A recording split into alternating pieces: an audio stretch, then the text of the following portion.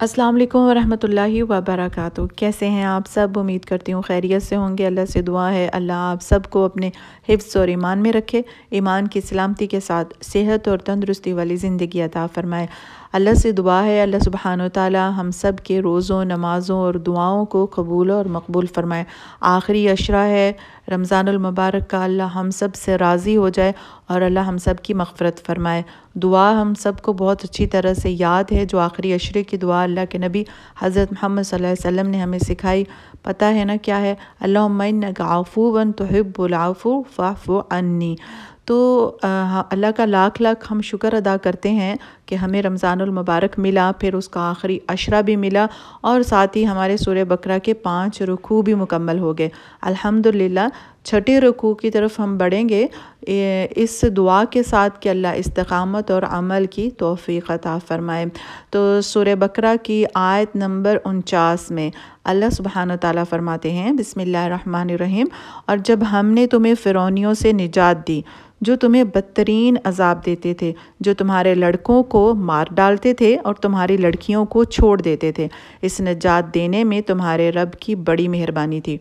दोस्तों, ये अल्लाह का असूल है कि वो जब किसी कौम की हलाकत का या बर्बादी का ज़िक्र करते हैं तो पहले उनके ऊपर जो है उनको उनकी तरफ नबी भेजते हैं जो इनकी इस्लाह करते हैं। अगर वो उस नबी की इताअत नहीं करते हैं, उसको फॉलो नहीं करते हैं, तो फिर जाकर जो है अल्लाह सुब्हान व तआला उस पर अपना अज़ाब नाजिल करते हैं। सडन किसी भी इंसान को या किसी कौम को इनफरादी तौर पर भी अल्लाह ताला अपने अज़ाब में मुब्तला नहीं करते। दोस्तों, अल्लाह बहुत गफ़ूर और रहीम है, वो इस तरह से लोगों पर जुल्म नहीं करता है। तो अल्लाह का ये सलूक है कि वो जब किसी कौम के बारे में ज़िक्र करते हैं तो पहले जो है उनकी अपनी गलतियों को हाईलाइट करते हैं, जो उनके अंदर गलतियाँ थी, जैसे कि सूरह बकरा के पिछले रुकू में हमने पढ़ा। तो इसी तरह फिर बाद में जो है उन पर जो अपने एहसानात जताते हैं कि तुम पर क्या क्या मुश्किलें थी और मैंने कैसे कैसे उसमें से तुम्हें निकाला। तो वही मामला यहाँ पर है। आयत नंबर 50 में अल्लाह ताला उसी चीज़ को कंटिन्यू करते हुए फरमाते हैं, और जब हमने तुम्हारे लिए दरिया चीर फाड़ दिया और तुम्हें इससे पार कर दिया और फ़िरौनियों को तुम्हारी नज़रों के सामने इसमें डुबो दिया। हमें बहुत अच्छी तरह से पता है दोस्तों कि ये किस वाक़ये की तरफ इशारा है जब मूसा अलैहिस्सलाम के पीछे फ़िरौन ने अपनी फ़ौज लगा दी थी। मशहूर और मारूफ़ वाक़या है, इसके ऊपर बात करना फ़िलहाल कोई इतना मौजू ज़रूरी नहीं है।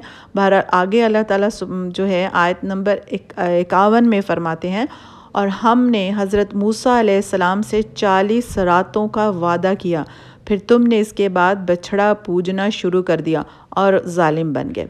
दोस्तों, मिस्र से निजात पाने के बाद जब बनी इसराइल जज़ीरा नुमा सीना में पहुंच गए थे तो हज़रत मूसा अलैहिस्सलाम को अल्लाह ताला ने 40 शब व रोज़ के लिए कोहे तूर पर तलब फरमा लिया था, ताकि वहाँ उस कौम के लिए जो अब आज़ाद हो चुकी थी क़वानीन शरीयत और अमली ज़िंदगी की हदायत अता की जाए। इसलिए अल्लाह ताला ने हज़रत मूसा अलैहिस्सलाम को अपने पास बुलाया कोहे तूर पर। दोस्तों, गाय और बैल की परस्तिश का मर्ज़ जो था बनी इसराइल की हमसाया अक़वाम में हर तरफ फैला हुआ था। मिस्र और कनान में इसका आम रवाज था। दोस्तों, हज़रत यूसुफ़ अलैहिस्सलाम के बाद बनी इसराइल जब अनहतात में मुब्तला हुए और रफ्ता रफ्ता कुब्तियों के ग़ुलाम बन गए तो उन्होंने मन जमला में और अमराज के एक ये मर्ज़ भी जो है अपने हुक्मरानों से ले लिया था। यानी कौन सा मर्ज़? गाय और बैल की परस्तिश करने का। इसी चीज़ को अल्लाह सुब्हान व तआला जारी रखते हुए आगे आयत नंबर 52 में फ़रमाते हैं, लेकिन हमने बावजूद इसके फिर भी तुम्हें माफ़ कर दिया ताकि तुम शुक्र करो। ये अल्लाह की कितनी बड़ी करम नवाजी है कि अल्लाह सुब्हान व तआला ने उनकी आँखों के सामने फ़िरौन और उसकी फ़ौज को गर्क किया, फिर भी वो लोग जो हैं वो शिर्क पर आमादा हुए और अल्लाह ने फिर भी उनको माफ़ कर दिया। तो अल्लाह कितना गफ़ूर रहीम है। अल्लाह सुब्हान व तआला कैसे नहीं हमारे गुनाहों को माफ़ फरमाएंगे। दोस्तों, इसलिए रमज़ान के इस आखिरी अशरे में अल्लाह से दिल खोल कर अपने गुनाहों की मग़फ़िरत तलब करें। बहुत ही बदनसीब होगा इंसान जिसने रमज़ानुल मुबारक के इस आखिरी अशरे में अपनी मग़फ़िरत ना करवाई। दोस्तों, तो आगे अल्लाह सुब्हान व तआला आयत नंबर 53 में फ़रमाते हैं, और हमने हज़रत मूसा अलैहिस्सलाम को तुम्हारी हदायत के लिए किताब और मोजज़े अता फ़रमाए।